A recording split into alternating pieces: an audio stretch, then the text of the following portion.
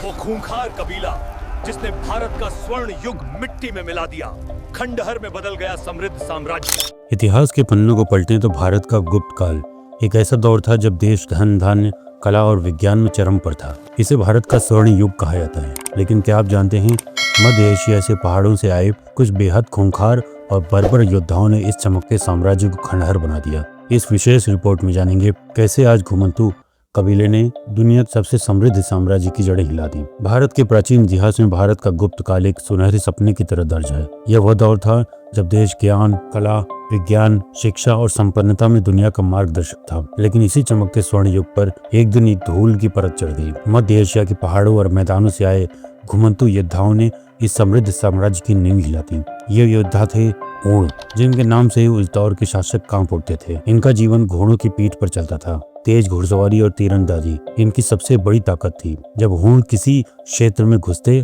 तो गांव उजड़ जाते और व्यापार मार्ग ठप हो जाते। इसी विनाशकारी ताकत के साथ उन्होंने भारत की सीमाओं पर दस्तक दी। आइए जानते हैं कौन थे ऊंट और कहां से आए थे। ऊंट मूल रूप से मध्य एशिया के स्टेपी मैदानों में रहने वाले खानाबदोश योद्धा थे। इन्हें इतिहास में श्वेत ऊंट या हेफ्थलाइटिस के नाम से भी जाना जाता है। ये लोग रहने के लिए पक्के घर नहीं बनाते थे, बल्कि घोड़ों की पीठ पर सवार होकर एक देश से दूसरे देश को रौंदना ही इनका जीवन था। इनकी सबसे बड़ी ताकत थी उनकी बिजली जैसी तेज घुड़सवारी और अचूक तीरंदाजी। जब घोड़ों का जत्था चलता था तो धूल के गुबार और घोड़ों की टापों की आवाज सुनकर बड़े बड़े राजाओं के पसीने छूट जाते थे। अब बात करते हैं एक ऐसे योद्धा की जिसने घोड़ों को धूल चटाई।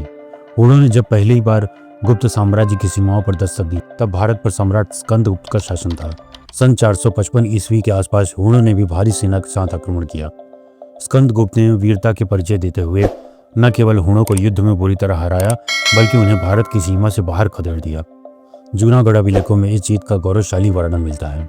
स्कंदगुप्त की इस जीत ने भारत के स्वर्ण युग को अगले 50 सालों के लिए सुरक्षित कर दिया। स्कंदगुप्त की मृत्यु के बाद साम्राज्य कमजोर होने लगा। इसी कमजोरी का फायदा उठाकर घोड़ों ने दोबारा हमला किया। इस बार उनका नेतृत्व तोरमाड़ कर रहा था। तोरमाड़ ने मालवा तक के क्षेत्र पर कब्जा कर लिया। उन्होंने हूणों का सबसे खूंखार चेहरा तब सामने आया जब तोरमाड़ का बेटा मेहरकुल गद्दी पर बैठा। इतिहासकार मेहरकुल को भारत का एटिला कहते हैं। वह बेहद क्रूर और विनाशकारी था। उसे बौद्ध धर्म से नफरत थी और उसने हजारों स्तूपों और मठों को नष्ट कर दिया। मेहरकुल के शासन का मतलब था लूट, हत्या और आतंक। चलिए बात करते हैं कैसे खत्म हुआ भारत का स्वर्ण युग। उन्होंने भले ही पूरे भारत पर राज न किया हो, लेकिन उनके आक्रमणों ने गुप्त साम्राज्य की कमर तोड़ दी थी। इसके 3 प्रमुख कारण थे। पहला, आर्थिक कंगाली। हूणों के साथ लगातार चले दशकों तक लंबे युद्ध ने गुप्तों का शाही खजाना खाली कर दिया। सोने के सिक्के जो कभी शुद्धता की मिसाल थे, उनमें मिलावट होने लगी। दूसरा, व्यापार का ठप होना। उन्होंने उन सिल्क रूट और व्यापारिक मार्गों को कब्जा कर लिया जहां से भारत का व्यापार रोम और मध्य एशिया से होता था। इससे देश की आर्थिक समृद्धि खत्म हो गई। तीसरा, साम्राज्य का बिखराव। केंद्रीय सत्ता कमजोर होने के कारण प्रांतीय गवर्नर स्वतंत्र होने लगे और देखते ही देखते विशाल गुप्त साम्राज्य छोटे छोटे टुकड़ों में बट गया। अब बात करते हैं हूणों का अंतिम सफाया। हूणों का आतंक बहुत समय तक नहीं चला। सन 528 ईस्वी के आसपास मालवा के राजा यशोधर्मन और गुप्त वंश के राजा नरसिंह गुप्त बालादित्य ने हाथ मिलाया। इन दोनों की संयुक्त सेना ने मेहरकुल को एक निर्णायक युद्ध में पराजित कर दिया। मेहरकुल को बंदी बना लिया गया और बाद में वह कश्मीर की ओर भाग गया, जहां उसकी मौत के साथ ही भारत में हूणों का राजनीतिक प्रभाव समाप्त हो गया। हूण हार तो गए, लेकिन वे पूरी तरह वापस नहीं गए। कई हूण सैनिक और भारत परिवार में ही बस गए। धीरे धीरे वे भारतीय संस्कृति और धर्म में समाहित हो गए।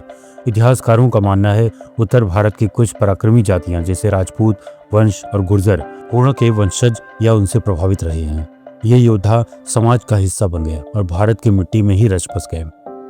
दोस्तों, भारत में हूणों का इतिहास सिर्फ विनाश की कहानी नहीं है, बल्कि यह इस बात का सबूत है कैसे बाहरी आक्रमण किसी भी महान सभ्यता की दिशा बदल सकते हैं।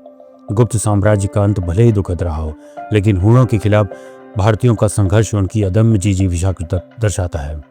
यह कहानी सिर्फ विनाश की नहीं, बल्कि भारत की उस ताकत की है जिसने हर संकट के बाद खुद को फिर खड़ा किया।